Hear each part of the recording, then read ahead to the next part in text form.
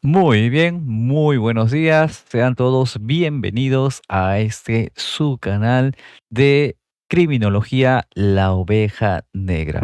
Desde este canal vamos a estar transmitiendo estas clases de manera libre porque quiero agradecer y comenzar agradeciendo y expresando nuestro más profundo agradecimiento al criminólogo Fernando Granados, cuya visión y liderazgo han sido fundamentales para impulsar esta noble iniciativa educativa. Su compromiso con el desarrollo académico es un ejemplo de cómo la criminología y el impacto social se unen para transformar realidades. Asimismo, los invitamos formalmente a seguir apoyando y participando activamente en cada uno de los eventos organizados por Premios La Oveja Negra. Con solo 2 soles, 2 luquitas, juntos podemos seguir fortaleciendo el futuro y la educación de más estudiantes que hoy necesitan de nuestro apoyo. Así que de esta manera vamos a comenzar las clases de hoy. Hoy tenemos una introducción a la historia. Ya habíamos hecho una prueba anteriormente en el segundo canal, pero en esta ocasión vamos a desarrollar de manera profunda e iniciativa la introducción a la historia. No se preocupen porque esto también va a quedar grabado para que ustedes puedan ver las repeticiones posteriormente. Así que quiero comenzar con la introducción a la historia y preguntarles acerca de la importancia que tiene la historia. Y por eso es que aquí tenemos algunas frases, yo lo voy a colocar un poco más grande para que lo puedan ver. Ahí está. Dice lo siguiente, mira, vamos a ver. Dice, el pueblo que olvida su historia está condenado a repetirla. ¿Qué quiere decir el pueblo que olvida su historia está condenado a repetirla? Vamos a ver qué tan importante es la historia para nosotros. ¿Será solamente importante como si fuese un curso más? ¿Será importante solamente para tener conocimientos y punto? ¿O será que la historia y su importancia es aplicable incluso en nuestras vidas personales? Y lo vamos a ver. Así que quédate en ese live y comparte, dale tap tap para también poder llegar a más personas. ¿Ok? Listo. Entonces, mira esta frase. El pueblo que olvida su historia está condenado a repetirla. ¿Qué quiere decir eso? Que nosotros, cuando no tenemos una importancia por el pasado, por lo que ha sucedido anteriormente, por los hechos y acontecimientos, ya sea personales, ya sea familiares o ya sea de nuestra nación como país, lo más probable es que cuando vengan cosas similares del pasado, vamos a caer en los mismos errores. Y esto se da precisamente porque olvidamos nuestra historia, olvidamos nuestro pasado, no solamente las cosas negativas, sino también las cosas positivas que hay que rescatar, que hay que mejorar. Y por eso me quería dar este tiempo para poder explicarte esas frases que nos van a dar la introducción a la importancia que tiene la historia para nosotros, para la humanidad. ¿Ok? Entonces vamos a pasar a la segunda. Vamos a ver la segunda frase. La segunda frase dice lo siguiente: la historia es la maestra de la vida. Mira, nuevamente, la historia es la maestra de la vida. Por cierto, ahí está el autor Cicerón, ¿no? ¿Qué quiere decir eso?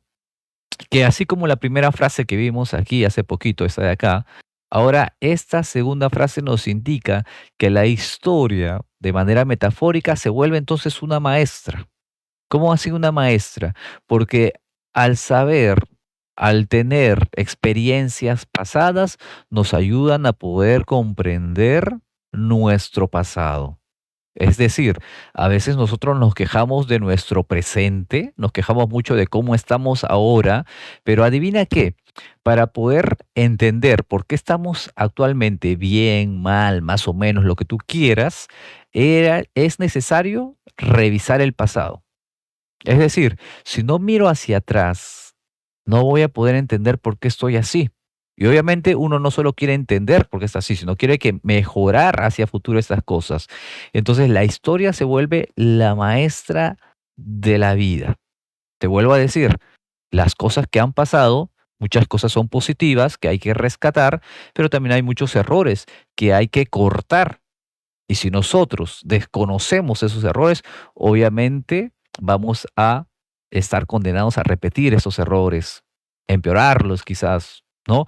Por eso es que se dice que la historia es la maestra de la vida.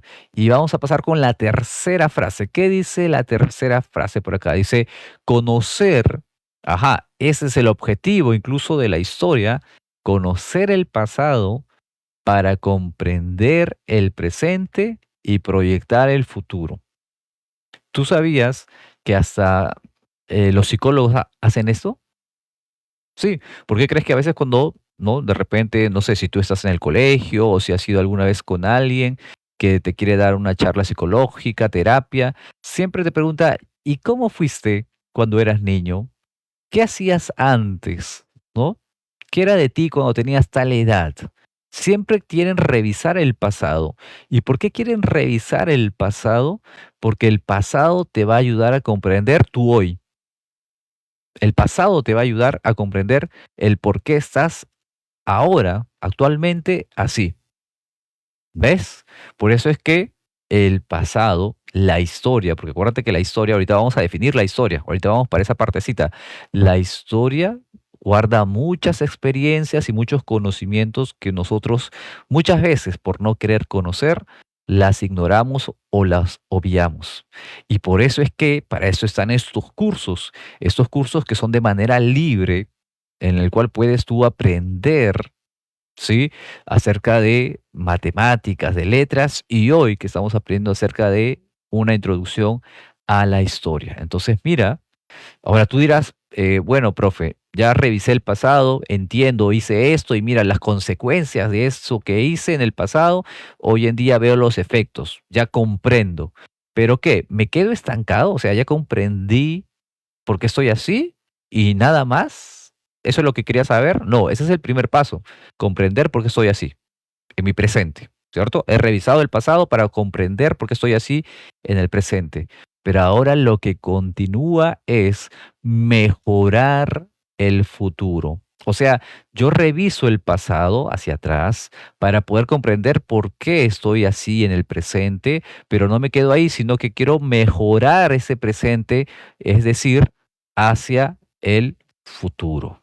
¿Ves? Y esa es la aplicación que tiene la historia también. Por eso es que para los que recién se están sumando, esta frase que dice, ¿no? El pueblo que olvida su historia está condenado a repetirla. Porque sí, nos guste o no, tenemos que conocer nuestra historia para no repetir los mismos errores. Esto es aplicable ya sea a un país, a una nación que repite los mismos errores cuando desconoce su historia, cuando la olvida, cuando no le da la importancia de vida. Pero no solamente es aplicable esto a un país, es aplicable a una sociedad, es aplicable incluso a nuestra vida de manera personal. ¿Ves? A veces nosotros decimos, ay, ¿por qué estoy así? ¿Por qué me pasa esto? Y en eso recuerdas que hiciste hacia atrás, ¿no? Y dices, ah, ya sé por qué estoy así, ¿verdad? ¿No? Es que esto es efecto, consecuencia de lo que hice en el pasado. ¿Ves? Entonces, la historia, incluso de manera individual o personal, nos va a ayudar a comprender muchas cosas de nuestra vida. Entonces, ahora sí, pasemos a definir qué es la historia, pero no te olvides, por favor, darle tap, tap, tap, no cuesta nada, comparte este like para que podamos ser más de la familia de la oveja negra. ¿Ok? No se olviden, premios La Oveja Negra y nuevamente agradecer al criminólogo Fernando Granados por esta iniciativa para poder compartir, para poder promover la educación de manera libre. ¿Ok? Listo. Entonces vamos a definir la historia. Pero antes de definir la historia, fíjate, aquí está la etimología. Y tú dirás, profe, ¿qué es una etimología? Es que la etimología es una disciplina que estudia cómo se originó una palabra. Así como cuando tú buscas, quiero saber qué significa mi nombre, ¿no? De repente significa fortaleza, de repente significa confianza, entre otras cosas más. Igualito pasa con el nombre de historia. Adivina qué, la palabra historia viene de un vocablo griego, sí, de un vocablo griego como está aquí, que ese vocablo griego era historin. ¿Y qué significa historin? ¿Sabes para qué utilizaban los griegos la palabra historin? Significaba, ojo, investigación. No solamente es una observación que miro y punto, es una investigación. Es más, mira, también significa indagar. ¿Qué es indagar? ¿Es simplemente escuchar algo y listo? No, la investigación es mucho más profunda, es analizar detenidamente, ¿no? Exhaustivamente, rebuscar para saber qué cosas han sucedido. Es decir, un historiador, su trabajo es ser un investigador. O sea, cuando tú estás investigando algo, porque somos, en realidad, somos por naturaleza investigativos, ¿ah? Solamente que a veces lo usamos pues para el chisme, ¿no? Para el chimichimi. ¿Te acuerdas cuando tú conversas por el WhatsApp y dices, oye, tengo chisme, ¿no? Y le dices, a ver, pásame captura, pásame audio, pásame video, porque pides hasta evidencias, fuentes, ¿no? Porque ahorita vamos a pasar a las fuentes de la historia. Y es que sí, lo mismo hace el historiador. ¿Y por qué tiene que hacer eso el historiador? Porque la historia es una ciencia social. Aquí está, mira, definición actual. La historia es una ciencia social. ¿Y qué quiere decir que la historia es una ciencia social? Lo que sucede es que las ciencias, acuérdate que es el conjunto de conocimientos que se realizan a través de una investigación. Ahora, hay ciencias naturales, digamos que un biólogo estudia una plantita, la plantita está ahí, la tiene ahí enfrente de él, la lleva a un laboratorio, estudia sus propiedades, sus características, su composición, pero el historiador no es así, no lo tiene así, algunos dirían no lo tiene así de fácil, porque imagínate que yo quiero saber algo de hace 200 años y no hay máquina del tiempo. Fíjate, la chamba del historiador no es tan sencilla porque fuera bueno que haya máquina del tiempo, agarro mi máquina del tiempo y pues me voy al año que yo quiero y lo veo con mis propios ojos y apunto y digo, wow, acá está todo. Incluso tengo más información de la que los historiadores del presente tienen, ¿no? Porque tengo mi máquina del tiempo, pero en esta ocasión no hay máquina del tiempo. Entonces, ¿qué tiene que hacer el historiador? Investigar, usar las fuentes que estén a su disposición para poder escribir la historia, interpretar esos datos para poder ser lo más objetivo posible de los sucesos y hechos del pasado. Entonces yo te estaba dando un ejemplo, ¿no? Hace 200 años, a ver, en el chat, comenten ahí, ¿qué cosa en el Perú pasó hace 200 años y lo hemos celebrado, recordado no hace mucho, ¿ah? Por pandemia. Y en el 2024 también, ¿no? Porque se celebró, a ver quién me lo dice, el famoso bicentenario. O sea, dos centenas, ¿no? Bueno, 200 años de independencia. Y tú dirás, profe, ¿y cómo sabemos que realmente un 28 de julio de 1821 se proclamó la independencia del Perú? Y es que hay fuentes y evidencias de que esto sucedió. No solamente el papelito de la proclamación de don José de San Martín, ¿no? Donde dice, desde este momento el Perú es libre, independiente por la causa de los pueblos, etcétera, etcétera. Sino que también había gente que eran testigos de lo que estaban sucediendo, que colocaron y dijeron, ¿no? En tal plaza sucedió, no solamente lo escribieron, sino que lo manifestaron de manera verbal y lo contaban también a aquellas personas que no pudieron estar ahí en la plaza. Y fíjate, todo eso son fuentes que le sirve al historiador para poder reconstruir la historia. Por eso es que hoy en día nosotros a la historia, sí, es cierto, la historia es una ciencia, porque es un conjunto de conocimientos que investigan, que realizan hipótesis para validarlas o invalidarlas. Y por eso es que ahí tenemos, ¿no? Es una ciencia social, porque su enfoque está dentro de la sociedad, de la humanidad. Por eso dice que estudia el pasado humano y su evolución. Y tú dirás, profe, pero ahí dice humano, pero el ser humano no fue el primero en aparecer en la Tierra. De hecho, aparecieron las plantas y los animales antes que el ser humano, ¿no? Eso lo dice hasta el Génesis. Las plantas y los animales fueron creados antes que el hombre. Pero, y ahí también había historia. Entonces, ¿por qué ahí dice en la definición, estudia el pasado humano? Ah, es que cuando nosotros estudiamos aquellas cosas que son antes de la escritura, ojo, de la escritura, porque aquí hay una partición, a eso se le va a llamar prehistoria. Prehistoria se le llama a aquellas cosas que son antes de que aparezca la escritura en el ser humano. Pero obviamente también es historia, solamente que tiene el prefijo pre, ¿no? Prehistoria. Listo, muy bien. Ahora sí, ya estamos de regreso. Creo que la cámara se había calentado un poquito, pero ya estamos ahora sí para poder continuar. Estábamos haciendo una introducción a la historia. Vimos por acá, déjenme que les enseñe. Vimos cuál es la importancia de la historia, ¿no? Ahí está la frase clásica de la historia y su importancia. El pueblo que olvida su historia está condenado a repetirla. Entonces, de esta manera, la historia, al ser un cúmulo, un conjunto de conocimientos previos, experiencias, se vuelve una maestra en nuestras vidas, ¿no? Tal y como dice la segunda frase. Y tú dirás, ¿y para qué me sirve a mí la historia? Bueno, es que cuando nosotros conocemos el pasado, no solamente el pasado de nuestros antepasados, sino el pasado propio de nosotros, de nuestra niñez, de nuestra adolescencia, depende de la edad que tú tengas, nos va a ayudar a poder entender nuestro presente. Y por lo tanto, vamos a poder mejorar nuestro futuro. ¿Ok?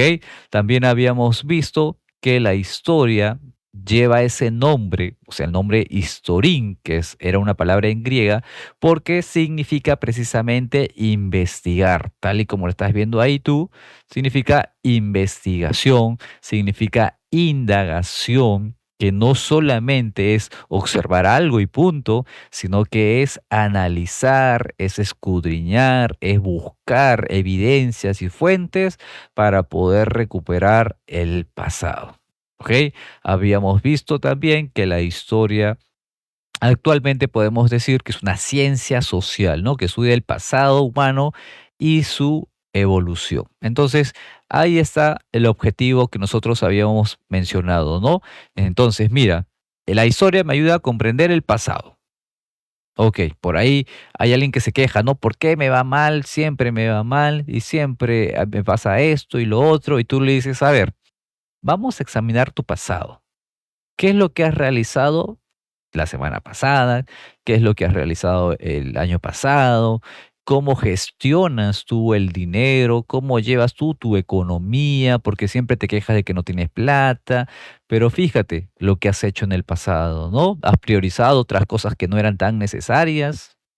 Quizás de repente lo has gastado en lo que se llaman los gastos hormiga, que son cosas chiquititas, pero que cuando se van sumando son un montón de gasto y despilfarras el dinero. Ah, ahora sí, estoy viendo el pasado y ahora sí comprendo el presente. ¿Por qué? Porque entiendo por qué me está yendo así, ya que he examinado hacia atrás los hechos y acontecimientos, mis acciones, mis decisiones.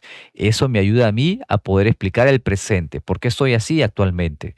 Pero ojo, no me puedo quedar ahí. Yo tengo que resolver, tengo que mejorar mi presente, por eso es que ahí, mire el objetivo, ¿no? Mejorar, prever el futuro. Entonces, si constantemente caemos en el mismo error, ya sea, esto, ojo, como lo dije hace poco, esto es aplicable tanto a nuestra vida personal como a un país, porque un país también puede cometer los mismos errores. Y esto es porque desconoce su pasado para poder evaluar, para poder analizar y tomar decisiones más, más digamos, valoradas, ¿no?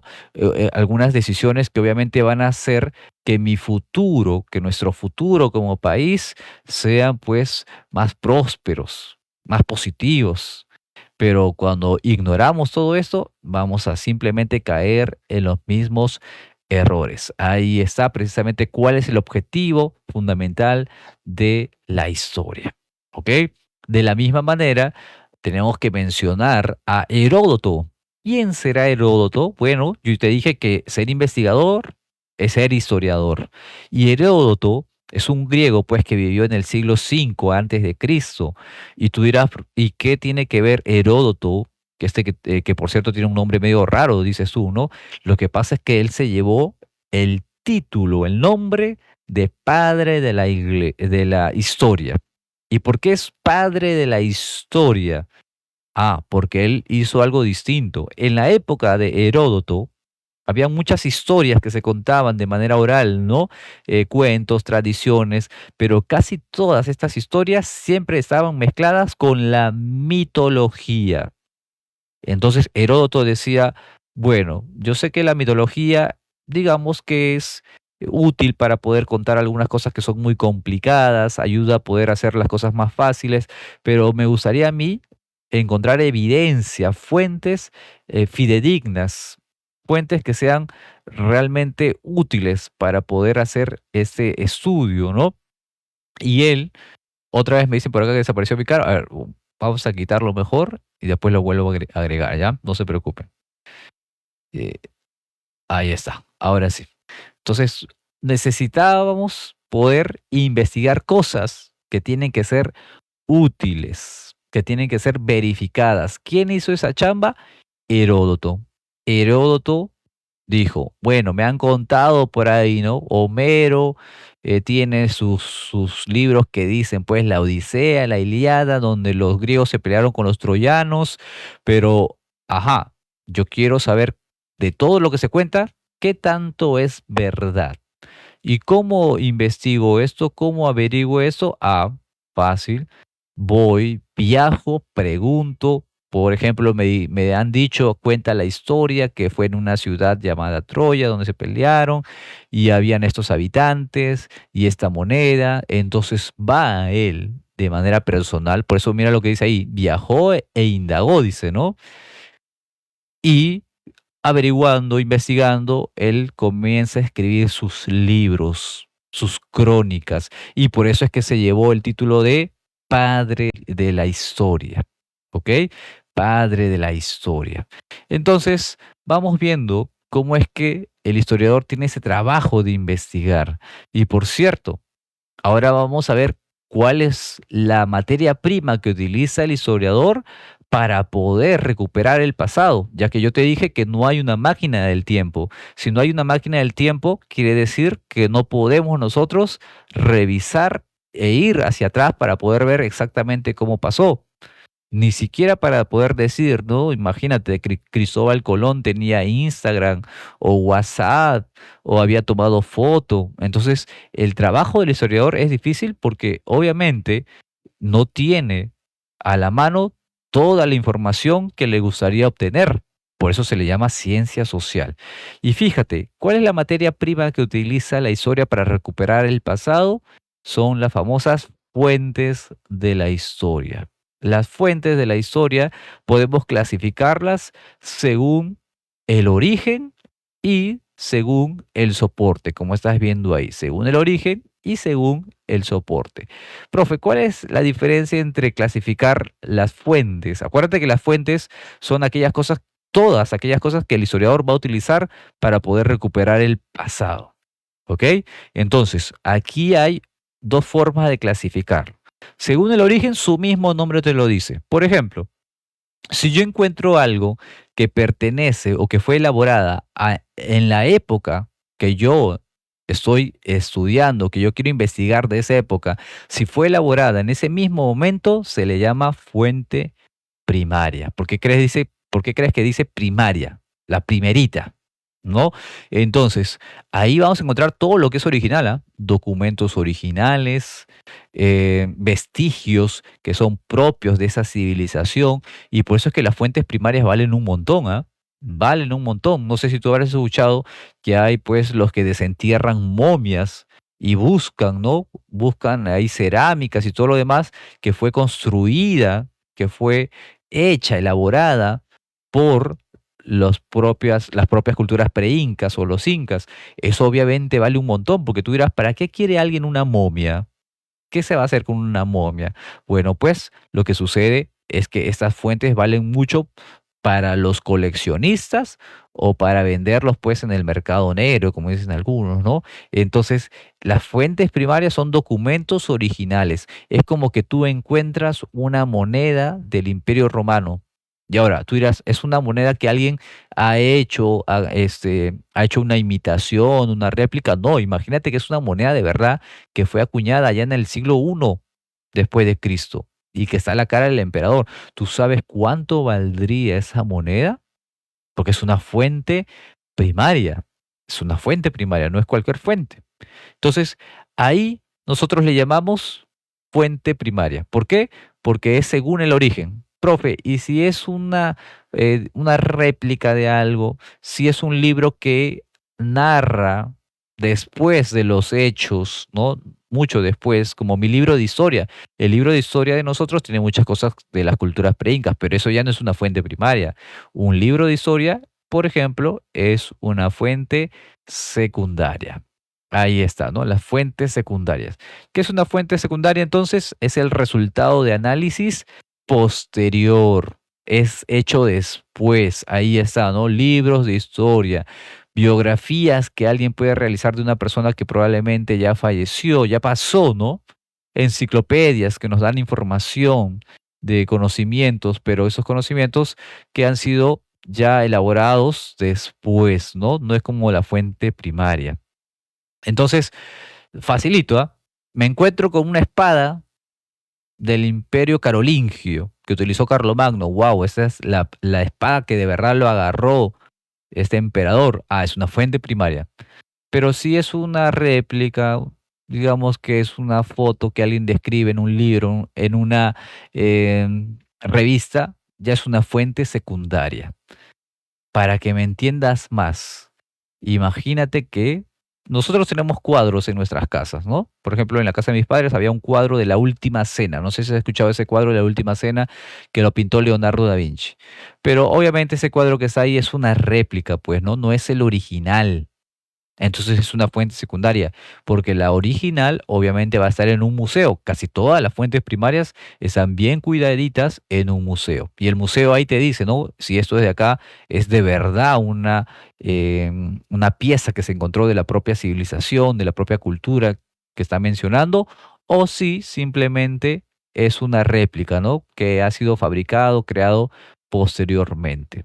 Ahí quizás alguno de ustedes ha ido a Machu Picchu, ¿no? Y el guía te dice, mira, todo esto de acá eres firme, como decimos en la jerga peruana, ¿no? Firme, original. Esta partecita es reconstrucción. Lo reconstruimos para poder mantener el equilibrio, bla, bla, bla, ¿no? Y no se vea huecos, lo que tú quieras. Eso ya sería secundario, hecho después. Entonces, mira, facilito. Primario, si está elaborado en la misma época que yo estoy estudiando. Y secundario, cuando es hecho después. ¿Ok?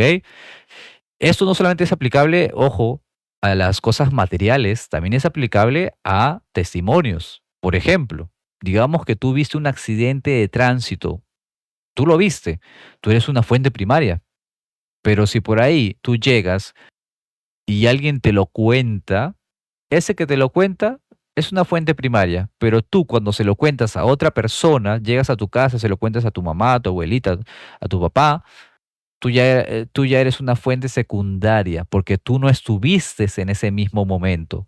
Quizás obtuviste la información de una fuente primaria, eso sí, obviamente, como lo hacen los libros, ¿no? De historia.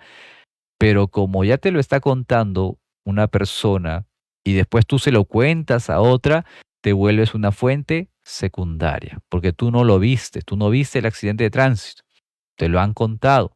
Por eso eres fuente secundaria.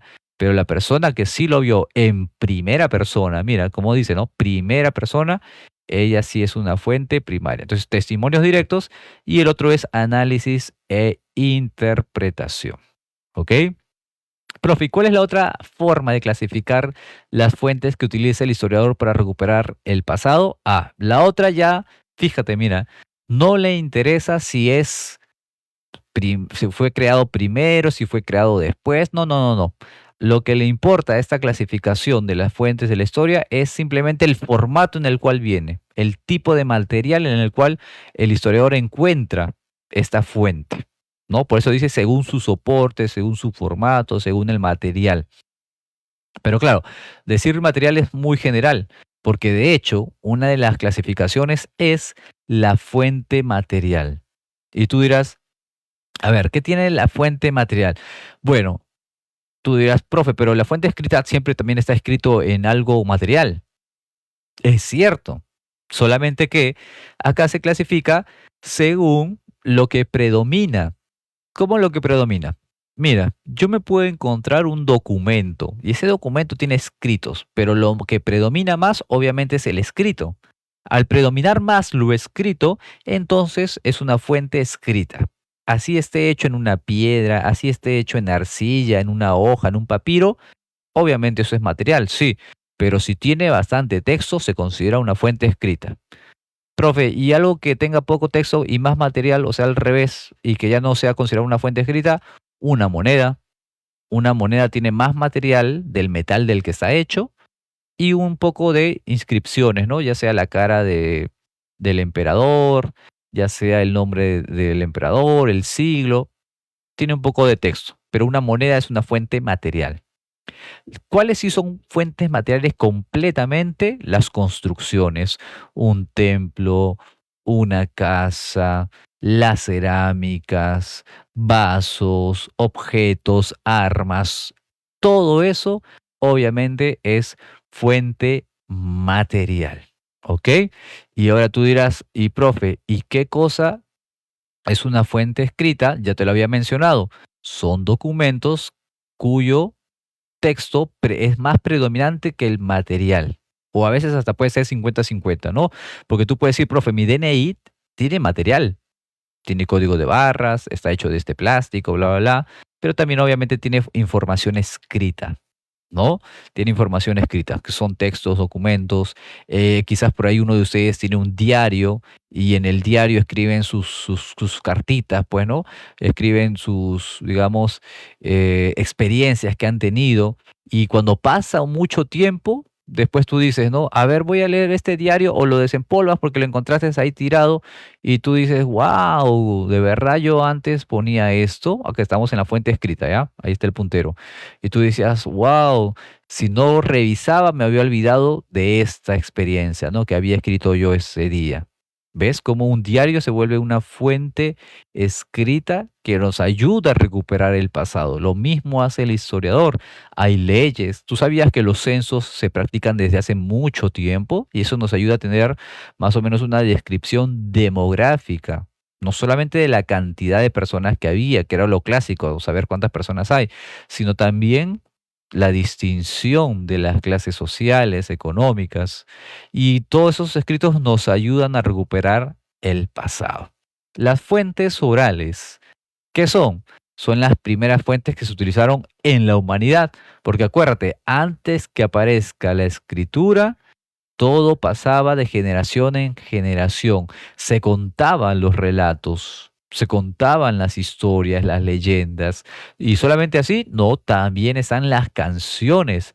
Basta que yo me vaya a un lugar y escuche un himno, una canción. Ojo, no solamente canciones, ¿ah? También hay el tipo, por ejemplo, de fuente que requiere las danzas. Las danzas, las letras de las canciones que ellos comienzan a mencionar son fuentes orales también, porque ahí están los datos, la información de lo que vive, de lo que cree una comunidad, una etnia, un grupo. Entonces, esas fuentes orales son necesarias. Y aunque no lo creas, nosotros utilizamos diariamente esas fuentes para poder reconstruir el pasado. Te doy un ejemplo. Y ahí a ver los que están en el chat. ¿Cómo sabes tú, cómo estás seguro tú que naciste en el día de tu cumpleaños que te han dicho? ¿Cómo estás seguro que tú has nacido en el día que te dijeron que es tu cumpleaños? A ver, porque aquí nadie me va a decir, profe, yo me acuerdo cuando nací, ¿no? Salí pues del vientre de mi mamá y vi la luz y estaba el doctor, el médico ahí y dije, wow, ¿no? No, nadie se acuerda de eso. ¿Ok? Entonces, ¿cuál fue la primera fuente que recibiste que te dijeron que tú naciste tal fecha, que eres hijo de tales personas? Fue la fuente oral. Es cierto, nuestros padres nos dijeron, sabes que tú naciste este día y te celebramos tu cumpleaños este día y lo pasas de generación en generación, pero claro, hay algunos que de repente, ¿no? Cuando van creciendo dicen, no sé, no me parezco a mi papá y que yo soy muy renegón, quizás me adoptaron mis padres y no me quieren decir que me han adoptado, entonces voy a verificar, aparte de lo que me dicen, o sea, aparte de la fuente oral que se está de acá, hay otra fuente que me indique a mí cuál es la fecha de mi cumpleaños, quiénes son mis padres, sí. La más fácil es la fuente escrita, tu DNI. Pero si quieres más información más profunda, también tienes la famosa acta o partida de nacimiento. Mag dice, yo soy adoptada, dice, ¿no? Y es que sí, ¿a quién no le ha dado ese bichito de decir, ¿no? ¿Y qué tal que soy adoptado? Claro, tu papá y tu mamá te dicen, ¿no? ¿Tú crees que si yo hubiese podido adoptar, elegiría al más feo? No, ¿no? Entonces, con eso nomás ya te dicen, no eres adoptado. Entonces, mira, puedo ir a mi partida de nacimiento. Y mi partida de nacimiento no solamente me va a decir la fecha, me va a decir hasta la hora. ¿No? Hasta la hora, me va a decir a mí el hospital. Ahí están las firmas que hicieron mis padres. Esa es la famosa partida de nacimiento, ¿no? Imagínate, te da mucha más información. Materiales, fotos. Antes la mayoría de fotos, hasta el día de hoy, ¿no? Le puedes poner esa marca de agua que salía la fecha, la hora en la cual fue tomada esa foto. ¿Para qué? ¿Por qué la mayoría de cámaras, las primeras digitales y las otras tenían eso? Para poder recordar en qué momento tomaste esa foto. Para la gente era muy necesario. Hoy en día no, como tenemos el celular, tomamos a cada rato fotos y si queremos saber cuándo se tomó, basta que vayamos a las propiedades del archivo y nos dice la fecha y la hora. Pero en este tiempo no era así. Entonces, en la misma foto te venía incrustado la fecha y la hora en la cual se tomó esa foto. Entonces, mira, acá están mis papás cargándome, ¿no? Si soy su hijo, si soy de ellos, no fui adoptado, pues, ¿no? Y pues me anticipé temprano, dice por ahí Mag. Entonces, mira, todas estas fuentes nosotros las usamos. Ahí están ahora las actuales se llaman audiovisuales. ¿Por qué se llaman audiovisuales? Porque estas fuentes ya mezclan cosas. Por ejemplo, antes una foto sería material, pero ahora ya no existe solamente la foto, existen los videos. Y tú sabes que el video es el conjunto de fotos, ¿no? Por eso es que tú pones ahí en tu celular, pones quiero de calidad tal, tal, tal, y de 30 fotogramas por segundo. ¿Qué quiere decir 30 fotogramas por segundo? Que en un solo segundo pasan 30 fotos. O sea, lo que nosotros llamamos video no es más que el conjunto de fotos. Solamente que las pasan tan rápido que para nosotros, nuestro ojo humano ya lo ve como movimiento. ¿Ok? Pero todas estas fuentes son necesarias y rescata el historiador para recuperar el pasado. Entonces, ¿cómo sabemos que Cristóbal Colón llegó un 12 de octubre de 1492 aquí a América? Es porque hay fuentes escritas, orales también, pero la mayoría de fuentes orales se comenzaban a escribir para no perderse, porque eso es, sí, eso es cierto, mira, ¿cuál es el problema de la fuente oral? Que son tradiciones, son cuentos, leyendas. Digamos que empieza con la tatarabuela, la historia, ¿no? Y la tatarabuela lo cuenta a la abuela. Y la abuela lo cuenta a la mamá. Y la mamá lo cuenta a la hija. La hija lo cuenta a la nieta, ¿no? Y va así a su hija también, o sea que vendría a ser la nieta de la mamá.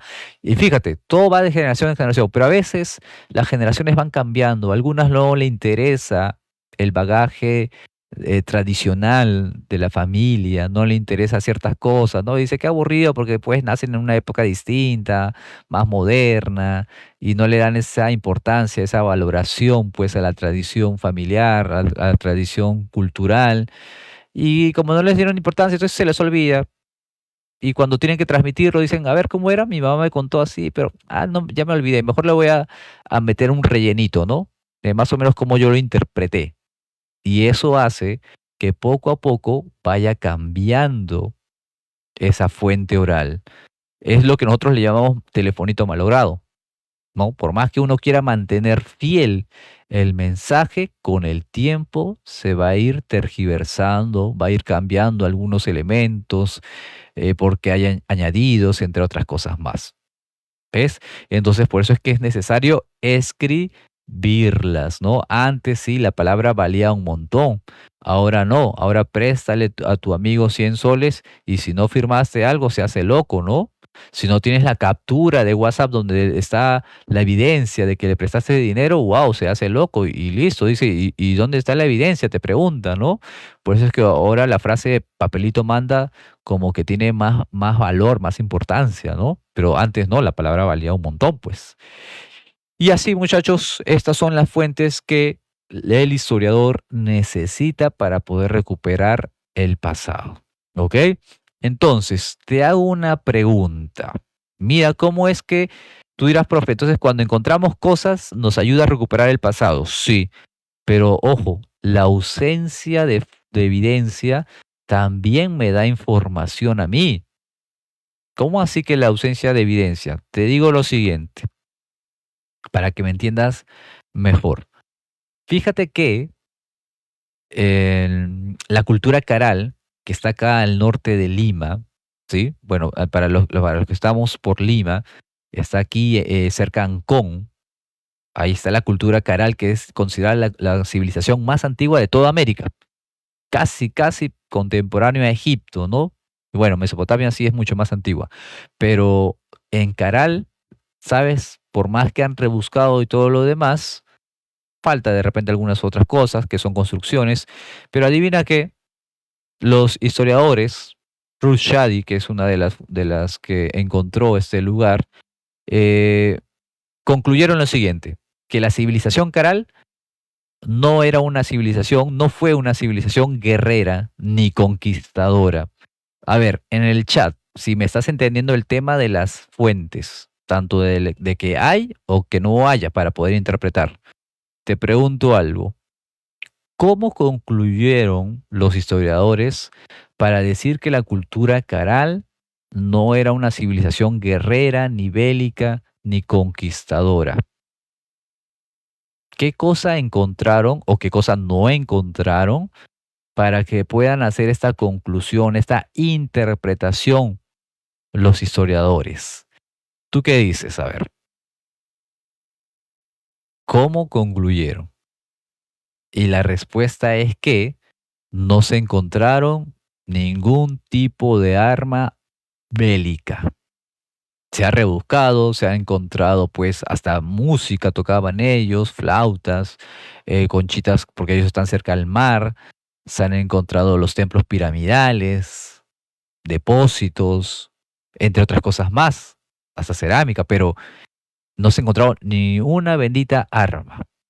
Y eso ayuda a poder comprender por qué desaparecieron también los carales, porque lo más probable es que por ahí algún fenómeno natural, alguna sequía o algún pueblo conquistador que si tenía armas, de repente hizo que la población tenga que huir y con eso se acabó pues la civilización caral, ¿no?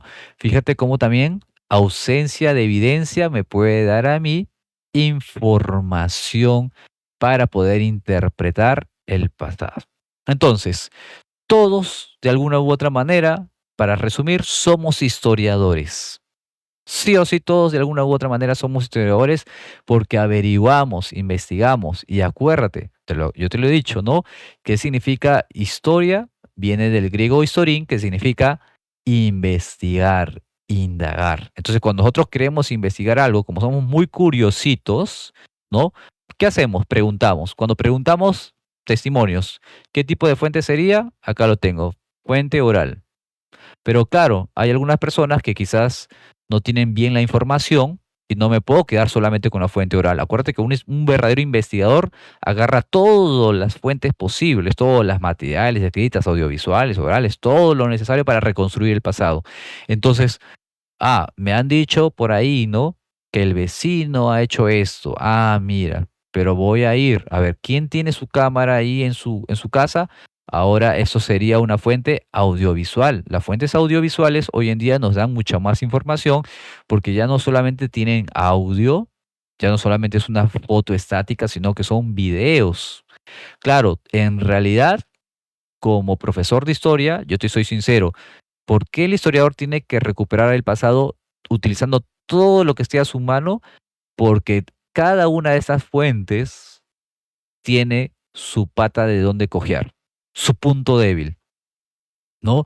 Hay, por ejemplo, los egipcios, cuando perdían una guerra, no les gustaba aceptar. Entonces, ¿qué es lo que decía el faraón? Le decía al escriba que coloque ahí, pues, ¿no? Que el pueblo tal, tal, fueron cobardes porque hicieron esto y rompieron con el esto, o las pinturas. Tú sabes que los reyes de allá del siglo XV, XVI, cuando los mandaban a pintar, pues, ¿no? Una imagen de ellos, posaban, pero les decían que lo hagan más alto, que corrijan tal parte de su cuerpo.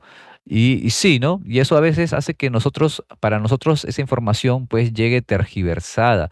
Pero menos mal, no solo tenemos un tipo de fuente, tenemos todos estos tipos de fuentes que a nosotros nos puede ayudar a corroborar qué es lo que está sucediendo. ¿Ves? Te hago un ejemplo recontra sencillo. Imagínate que, a ver, ¿a quién voy a agarrar por ahí? Creo que por aquí está, a ver, ¿quién está por ahí? Liz, dice por ahí Liz, ¿no? Bueno, hay varios. Digamos que a Liz o a Rose, por ahí está Rose también, le dicen, ¿no? Oye, ¿sabes qué? Hemos visto a tu chico yendo al mercado y cuando estaba yendo al mercado estaba con una chica al costado. Y wow, esa información, pues, tú sabes cómo es el chimichimi, ¿no? A veces llega con otra intención. Entonces, obviamente, Rose, como no es de dejarse llevar por sus emociones, va a decir, a ver, voy a tranquilizarme porque no es bueno tomar decisiones sin antes averiguar. Pues hay que aplicar lo del historiador, ¿no? ¿A cuántos no le ha pasado que viene alguien y te dice, oye, mira, tal persona dijo eso de ti? Y ni siquiera averiguas, vas y le reclamas o le pegas, le tiras un lapo y resulta que él no dijo eso. Y uy, problemaza que te vas a ganar, porque siempre hay que tratar de ser prudentes, hay que investigar las fuentes. Si por aquí alguien va a entrar a la universidad, cuando hagas tu tesis te van a pedir que cites las fuentes de lo que tú estás colocando en tu investigación. ¿Quién dijo eso? ¿En qué publicación? ¿En qué año? ¿A qué se refería? Lo mismo sucede acá, ¿no? Entonces, Rose no se va a dejar llevar por sus emociones y va a ir y le va a preguntar. Fuente primaria. Puede ir y de frente le pregunta a su chico, ¿no? ¿Quién era la chica con la que te vieron yendo al mercado? Y bueno, el tóxico, digo, el chico le va a decir, ¿no? Bueno, era mi prima. Ahora, Rose tiene dos opciones. Se queda con la información que vendría a ser de fuente oral, porque solamente se lo está diciendo el chico, su chico se lo está diciendo. Si confía en él, pues no, si cree en él, dice ya, está bien.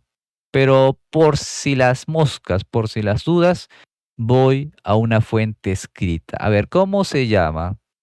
Puedo averiguar en la RENIEC, puedo averiguar en las redes sociales, y dicho y hecho, tiene el mismo apellido, materno o paterno, el que sea, y sí, era su prima en realidad, ¿no? Y no pasa nada. Y utilizó una fuente escrita, utilizó una fuente audiovisual. Y de esa manera vamos descartando, porque como te digo, no es que tú digas, profe, entonces el historiador pues inventa cosas, interpreta cosas, demás, porque la historia, cada una de estas fuentes tiene una desventaja.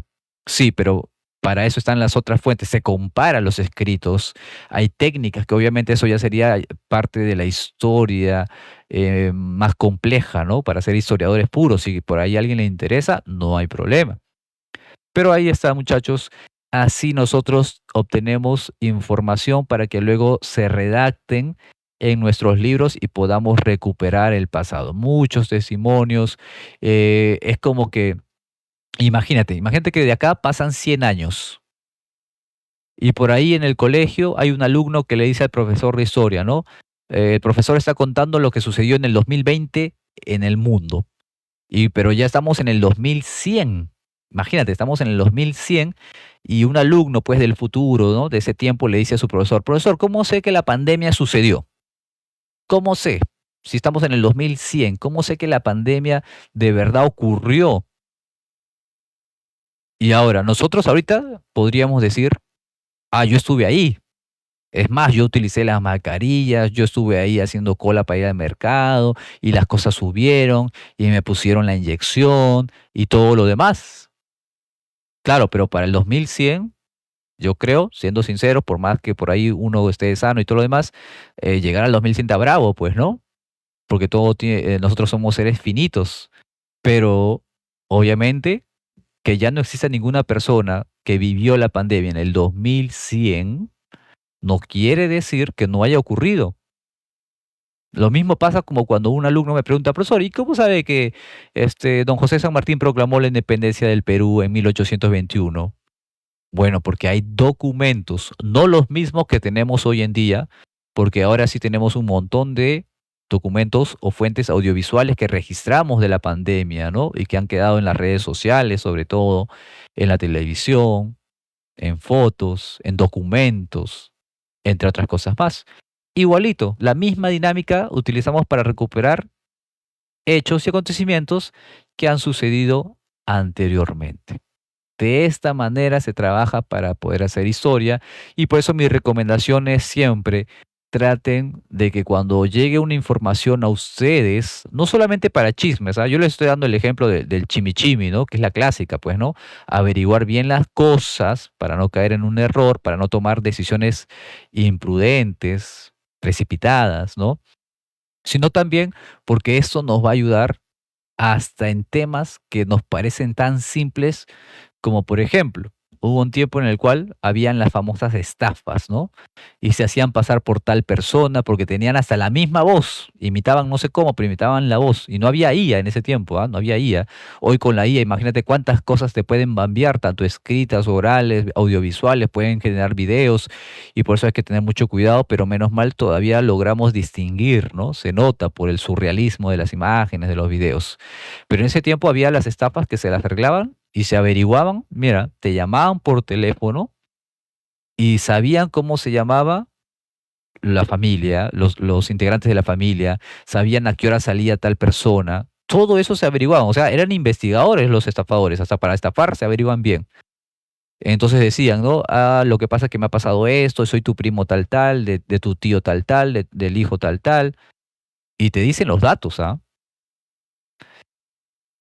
Y a veces algunos caían porque no averiguaban más. Decían, soy tu hijo, bla, bla, bla.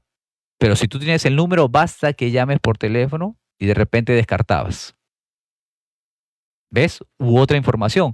Basta que le hagas una pregunta clave, ¿no? Imagínate que le preguntes algo que no ha sucedido. Te la inventas, pues, ¿no? Le dices, ah, ya, oye, pero ayer te acuerdas que te vi, no sé, que cuando fuimos a la pollería tú me dijiste tal, tal, tal. Y lo más probable es que te va a seguir el juego, ¿no? Porque si le dices ayer, obviamente no va a decir no me acuerdo, sería muy raro. Te va a decir sí, sí, sí. Y ahí nomás ya te das cuenta de que es un estafador. Pero mira, siempre hay que estar con esa luz verde de que hay que utilizar las fuentes para corroborar las cosas. Por eso es que le pusieron ese nombre a esta ciencia. Mira, para los que recién se unen. ¿De dónde viene la palabra historia? Ahí tú lo puedes ver. La palabra historia viene del griego historin, que significa investigar, indagar, porque ese es el trabajo del historiador. ¿Ok? Listo. Entonces, vamos a ir terminando esta primera parte, porque ya vimos cuáles eran las fuentes. Ahora nos toca ver las ciencias auxiliares. ¿Qué son las ciencias auxiliares? Acuérdate, el historiador el trabajo que tiene que hacer es muy grande. Necesita ver el clima de un lugar, necesita ver cómo era el suelo, cuál era la fauna, la flora, cómo se comportaba el ser humano acá, de qué se sostenía, qué cosas producía. Y como el historiador, si hace todo ese estudio, se va a demorar toda su vida. Puede hacer especializaciones, eso es cierto, pero mejor va a los especialistas que ya tienen esas carreras, que ya han estudiado, si quiero saber cómo es el espacio geográfico, hay un geógrafo. Si quiero saber cómo desenterrar, porque ojo, no se trata de ir a un lugar, voy con mi pala y pum, desentierro las cosas, no, porque puedo romper fuentes primarias. Y para eso está el especialista que es un arqueólogo. Si quiero saber de qué se sostenían, qué cosas producían, cómo eran equitativos, para eso está el economista, el antropólogo, el sociólogo. Y a eso se le llaman las famosas ciencias auxiliares porque van a ayudar, su mismo nombre lo dice, auxilian a la historia. Y obviamente la historia también auxilia a otras ciencias. Entre todas se ayudan para poder hacer un conocimiento más sólido, más estructurado. Por eso se le llama ciencias auxiliares. Pero claro, también hay pequeñas disciplinas que son una especie de especializaciones chiquititas, incluso a veces no suele durar ni 5 años, que se le llaman las disciplinas auxiliares, que son estas que están acá. ¿Ok? Esto de las ciencias auxiliares, las disciplinas auxiliares y, ojo, también clasificación del tiempo, lo vamos a hacer en la segunda parte que, a ver, déjenme ver el horario. Sí, a las 6 de la tarde, ya casi noche, nos vamos a conectar para compartir la segunda parte de esta introducción a la historia. No se olviden, estas clases son gratuitas, aprovéchenlas, porque el servidor que les habla es un profesor de academia incluso, y eso se comparte en la academia. Si por ahí tú dices, pero yo no voy a postular a ninguna universidad, si es que estás postulando, genial, esto te ayuda a recordar, pero si no, créeme, como dijo Alvin Toffler, el conocimiento es poder. No solamente para tener poder en el sentido negativo, porque algunos dicen, quiero ser poderoso, no, sino que me ayuda a mí a culturizarme, tener conocimientos.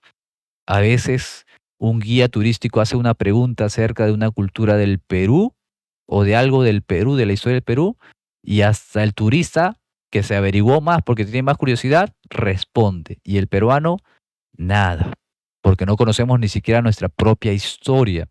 Entonces, hay que aprovechar estos cursos libres que son gratuitos y aprovecho para nuevamente expresar el agradecimiento al criminólogo Fernando Granados, porque gracias a su iniciativa es que se está promoviendo estas clases libres para que podamos fortalecer la educación y mejorar nuestro futuro. No se olviden también participar de los premios de este canal, La Oveja Negra. Súmense porque vamos a estar compartiendo más información, vamos a poder compartir en esta familia, así que denle tap tap, compartan y nos vemos nuevamente a las 6 para la segunda parte de historia. Les dejo esta pregunta. ¿Qué es un lustro? Eso lo vamos a ver a las 6 de la tarde. ¿Cómo clasificamos el tiempo? ¿Qué es un lustro? ¿Cuánto dura un lustro? ¿Cuánto dura una década? ¿Cuánto dura un siglo? Todo eso nos va a ser útil para poder conocer más de la historia. Así que me despido hasta aquí y nos vemos en una segunda sesión a las 6 de la tarde. Muchas gracias. Hasta más tardecito.